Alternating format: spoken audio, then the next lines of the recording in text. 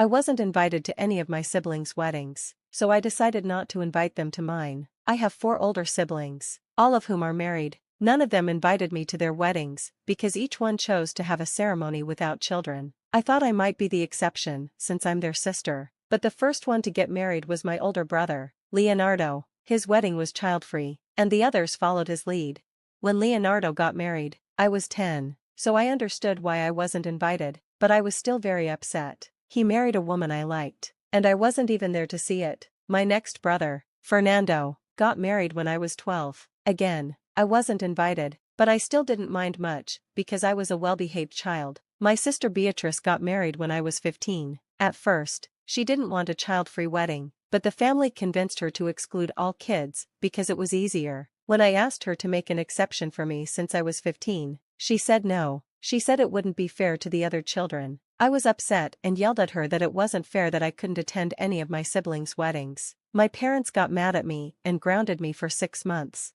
Finally, my youngest brother, Gustavo, got married when I was 17. By then, I didn't care anymore because I knew it would be another child-free wedding, and I'd be excluded. And I was right. I didn't ask about it. And my cousin, who had just turned 18, was invited, but I wasn't. I didn't care, so I just sent a short message to congratulate him and ignored everything else. My parents got mad because I didn't congratulate them properly. I ignored them and spent all my time in my room with my fiancé. Now that I'm getting married, I decided not to invite any of my siblings to my wedding since they didn't invite me to theirs. When they realized they weren't invited, they started asking questions in the family group chat. Beatrice asked if there was a problem with the mail, and Fernando directly asked why he didn't get an invitation. I just read the messages and ignored them because I didn't want to give them the satisfaction of a quick response. The next day, my mom called. As soon as I answered, she immediately started asking why I didn't invite my siblings, sounding angry like I had done something wrong. I took a deep breath and calmly told her they didn't invite me to their weddings, so I thought it was fair to return the favor. There was silence on the other end of the phone as she tried to understand what I said. Then she exploded. She asked if my fiancé had influenced me, saying I was always so sweet but now I seemed like a stranger. I almost laughed nervously because, as usual, my mom blamed someone else instead of accepting that I might be right. I told her, "It's not about him, Mom, this is my decision. They never made me feel important enough to include me in their most special moments, so I don't see why they should be at mine." She hung up on me, which was typical.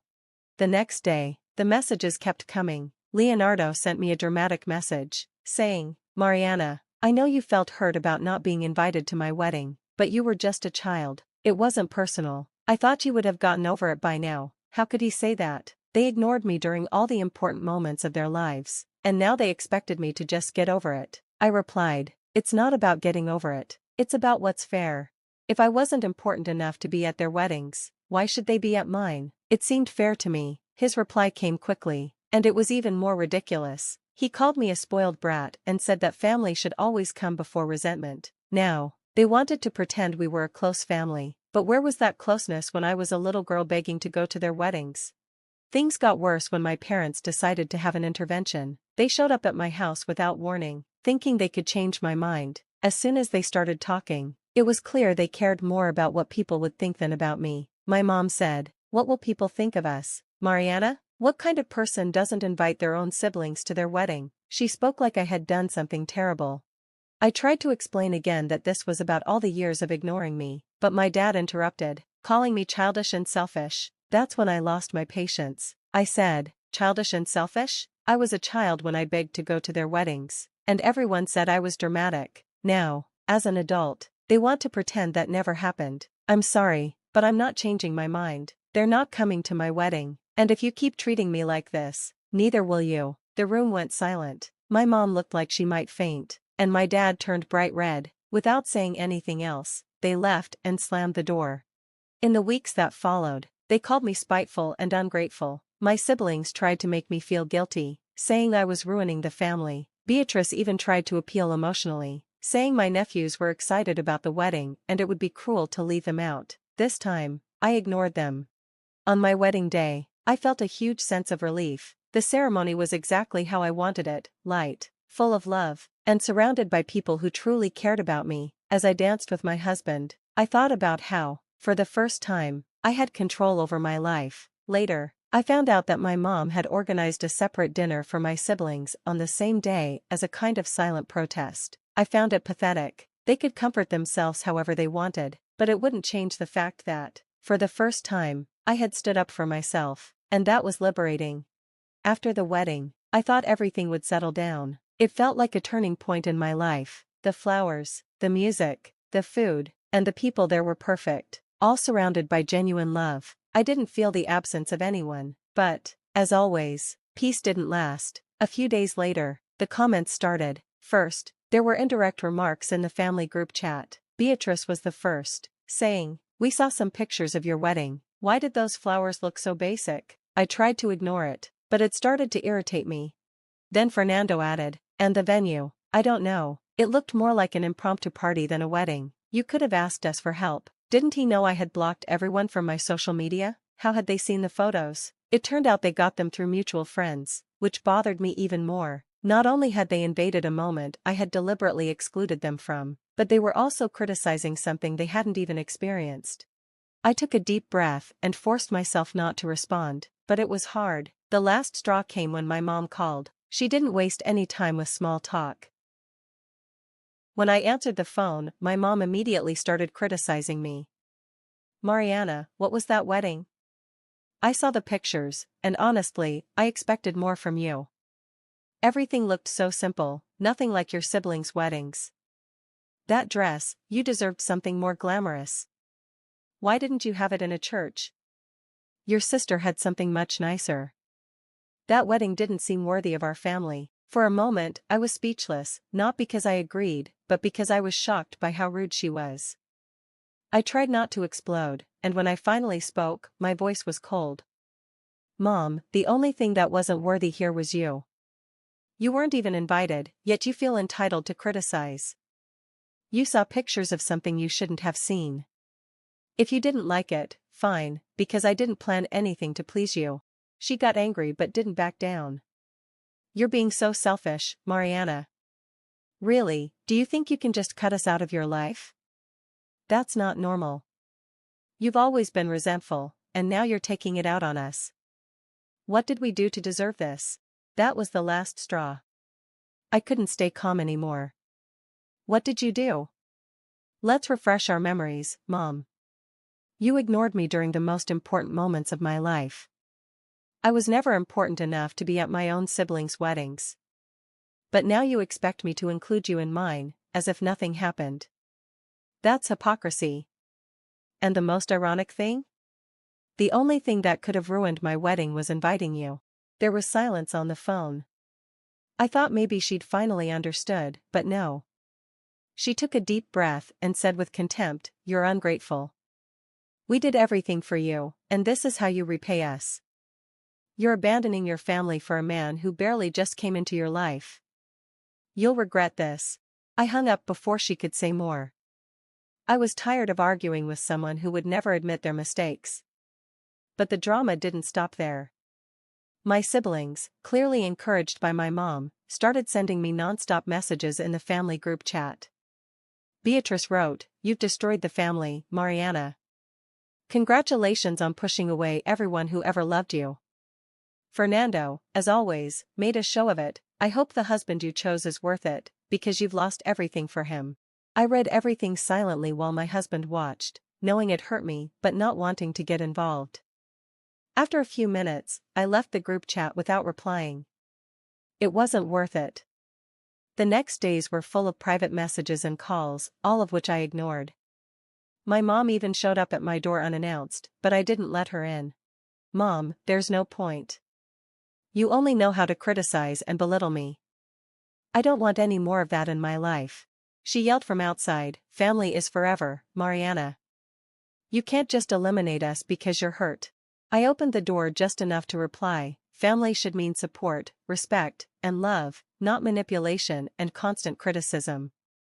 If that's all you have to offer, then yes, I can eliminate you from my life. And that's exactly what I'm going to do." I closed the door while she kept yelling, but I didn't pay attention. I had already made my decision. Since then, I've cut off all contact with them. The few times they tried to reach out, it was with more accusations and criticism, but I no longer had the patience for it. Now, my life is focused on me and my husband. We've built a relationship based on respect and love, everything my family never gave me. Looking back, I know walking away was the best decision. I don't miss anything, and I don't feel guilty. I'm finally at peace, living a happy life and knowing I don't owe anything to people who never truly valued me.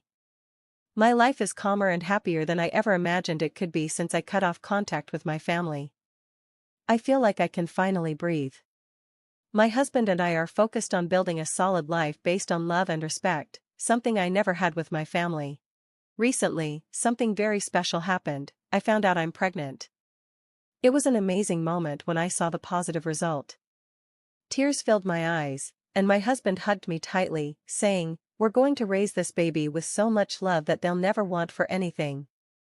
From the start, we knew our child would only be surrounded by people who truly cared for them, which meant my family had no place in their life.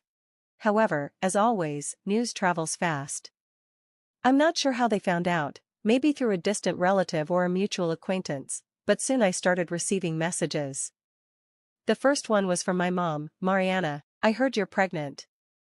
I want you to know that, despite everything, we're your family, and it's important for the baby to have their grandparents around." I didn't reply.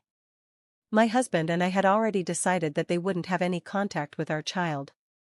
It wasn't because I wanted to be cruel, but because I couldn't risk exposing my child to the same toxic behavior I had endured all my life. After my mom's message, my siblings started messaging too. Beatrice, as usual, tried to manipulate me. "Congratulations on the pregnancy, Mariana. Despite all the fights, we're siblings, and I know you'll need support. We're here for you and the baby." Fernando, of course, was more direct. "Hold on to your grudge if you want, but at least let us meet our nephew. He deserves to know he has a big family." I read everything in silence while my husband, as always, stood by my side. He took my hand and said, "You don't have to reply. You don't owe them anything. This is our moment, and we only need those who truly care about us." He was right. The following week, my mom showed up at our house unannounced. When I opened the door and saw her with an expression that seemed like regret, my heart clenched for a moment, but I didn't let it affect me. Before she could say anything, I was direct. "Mom, don't insist. You're not a part of my life, and you won't be a part of my child's life either." She tried to argue, "Mariana, you can't do this. We're your family. This baby is part of us too." I replied firmly, "I'm not going to let my child go through what I went through. I want them to grow up surrounded by true love, without manipulation, without criticism, without emotional games. That's something you and the others never knew how to offer." She started to cry, but I knew those tears weren't real regret, they were because she wasn't getting what she wanted. Before she could continue, I closed the door. It was painful, but it was necessary. Since then, the messages and attempts at contact have continued, but they no longer affect me. My focus now is on my pregnancy, my husband, and the baby on the way. We're planning everything with so much love and care, and I can't wait to start this new chapter of our lives. Some might say it's selfish to keep my family away from the baby, but for me, this is about protection. I won't allow any toxic influence near my child. Today, I am at peace with my decision. I know my child will grow up in a safe and loving home, and that's all that matters. My family can keep blaming me and saying I'm wrong, but I don't care anymore. For the first time, I have control over my life and the life I'm about to bring into the world. And that is freeing.